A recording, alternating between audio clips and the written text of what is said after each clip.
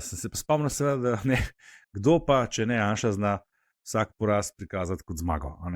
Jaz sem že z začetka vlekel sporednice, družinski zakonik in tista najbolj sporna stvar v njem, ki je najbolj zmotila desno hemisfero, torej možnost posvojitev otrok istospolnih parov.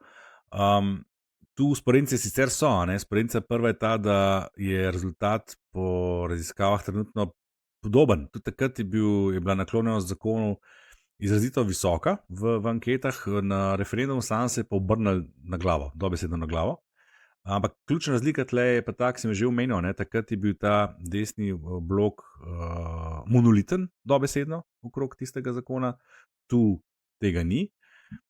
Nevarnost, ki je bila takrat, oziroma ki je tudi povzročila verjetno tak rezultat, obstaja tudi tokrat. Leva sredina je znana potem, da če že ni nujno treba, ne grejo volta, In če bo dobil občutek, da vse to je itak že dobljena stvar, se smo že na posvetovalnem, se tako naprej, bo pa rezultat precej drugačen, kot je danes v raziskavah.